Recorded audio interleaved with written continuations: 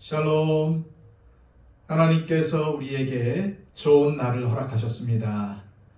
오늘도 주신 귀한 날 하나님과 동행하며 이 날을 선용하시기를 소망합니다. 기도하겠습니다. 아버지 하나님, 우리를 불러 의롭다 하시고 또한 자녀 삼아주신 은혜에 감사드립니다. 하나님께서 우리에게 주신 은혜, 바다를 먹물 삼아도 하늘을 두루마리 삼아도 기록할 수 없는 은혜입니다. 이것을 날마다 기억하게 하시고 오늘도 하나님의 은혜에 감격하여 또 감사하는 마음으로 이 하루를 살아가게 하여 주시옵소서. 하나님, 우리에게는 순종의 역사만 써내려가길 원합니다. 아버지 하나님의 말씀 앞에 엎드리게 하여 주시고 주님께서 인도하시는 대로 순종하며 우리에게 맡겨진 사명을 감당하게 하여 주시옵소서. 또 우리에게 주신 이 인생길을 순종하며 걸어가게 하여 주시옵소서. 주님, 오늘 주시는 귀한 말씀에 귀를 기울이게 하시고 이 말씀대로 살아갈 수 있도록 우리에게 믿음과 은혜를 더하여 주시옵소서. 오늘 하루를 주님께 온전히 맡겨드리며 예수 그리스도의 이름으로 기도하옵나이다. 아멘. 다 함께 찬송가 199장 찬양 드립니다.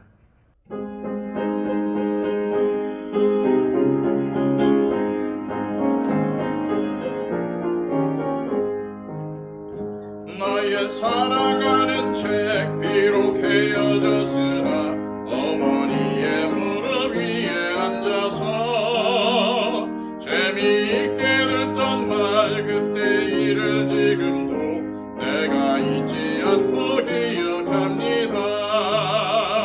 귀하고 귀하다 우리 어머니가 들려주시던 재미있게 듣던 말 이 책 중에 있으니 이 성경 심히 사랑합니다.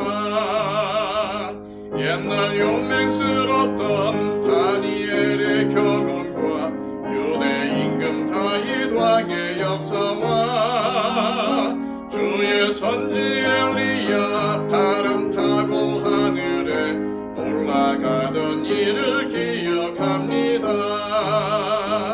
귀하고 귀하다 우리 어머니가 들려주시던 재미있게 듣던 말 이 책 중에 있으니 이 성경 심히 사랑합니다.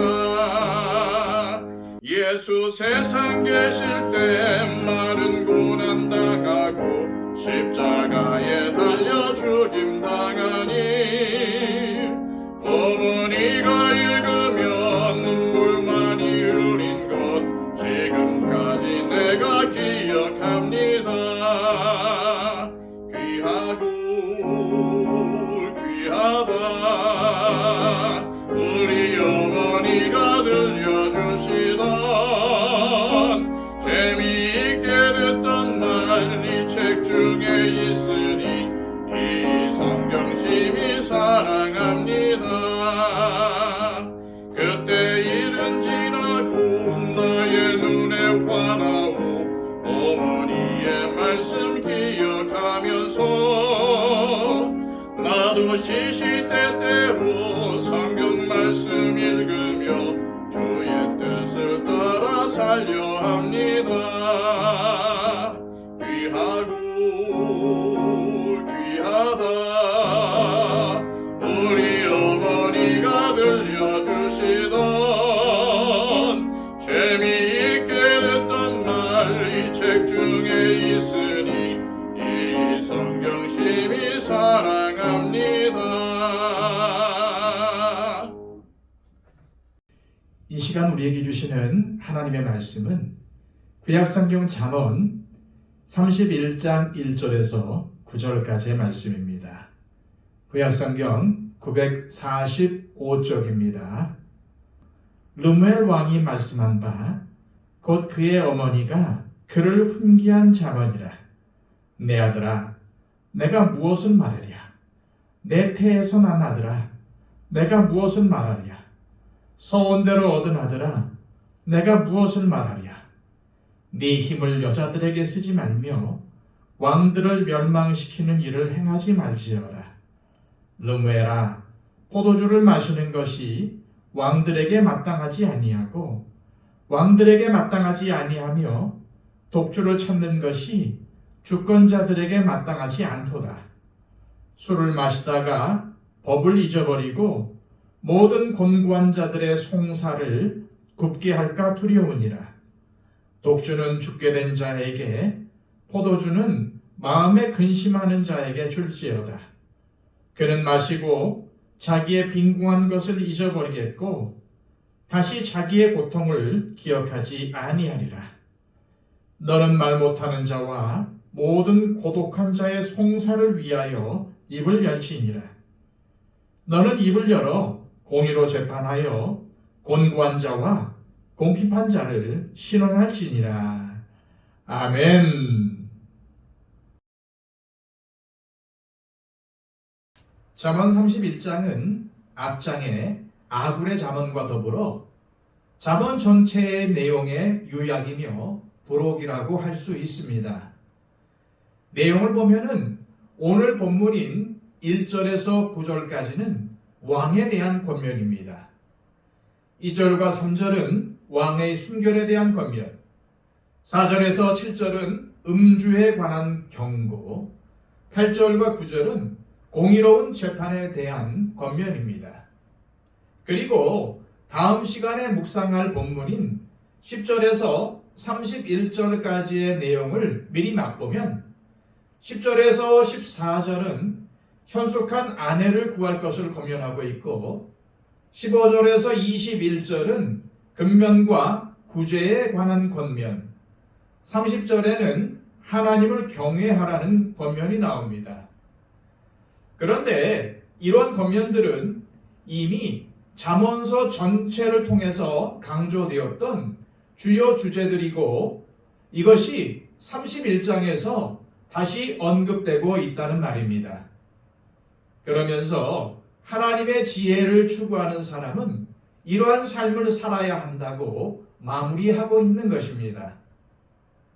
특히 10절에서 31절까지는 현숙한 여인이 집안에 있는 것이 얼마나 중요한지를 밝히고 있습니다.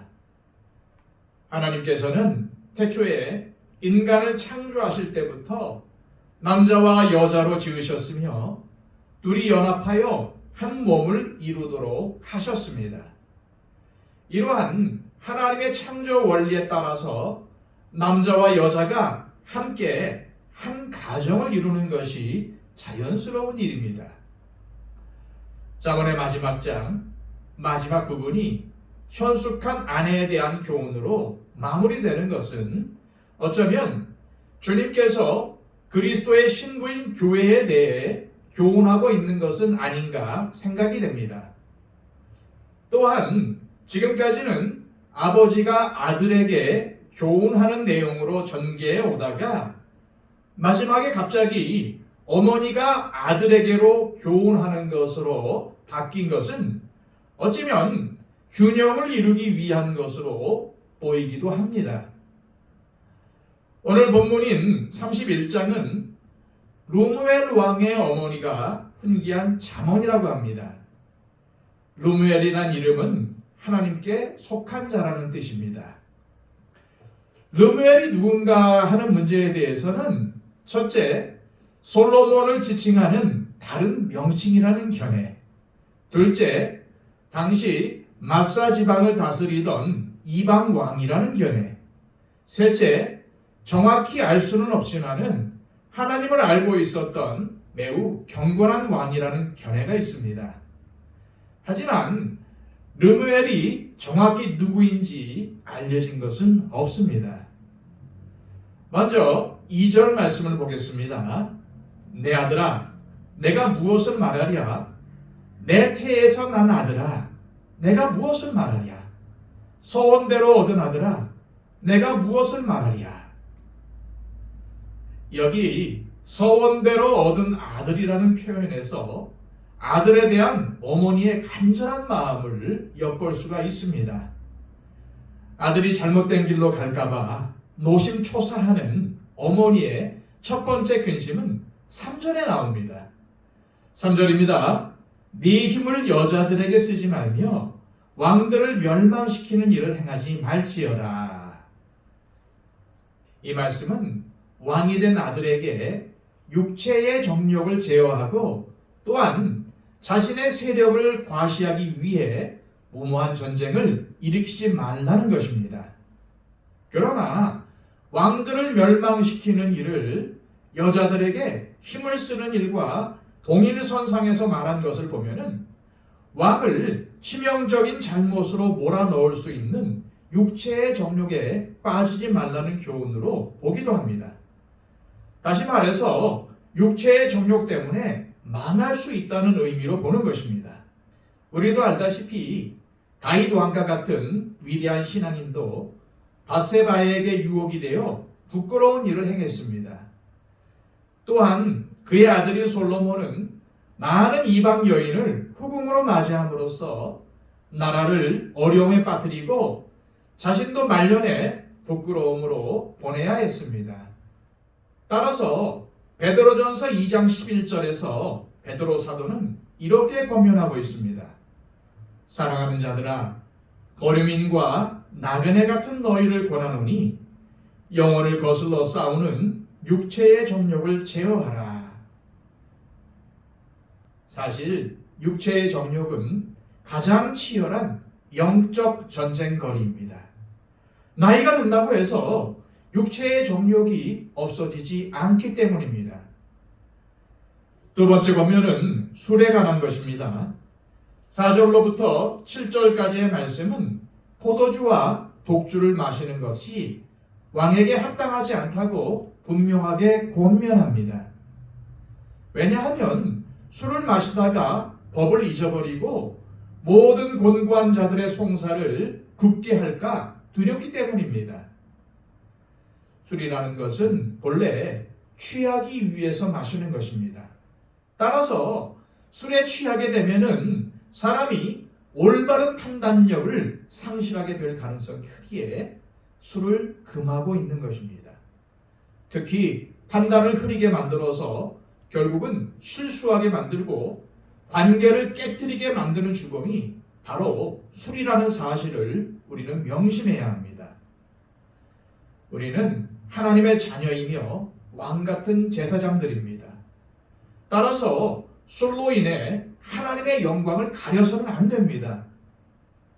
왜냐하면 세상 사람들은 우리 그리스도인을 통해서 하나님과 교회를 판단하기 때문입니다.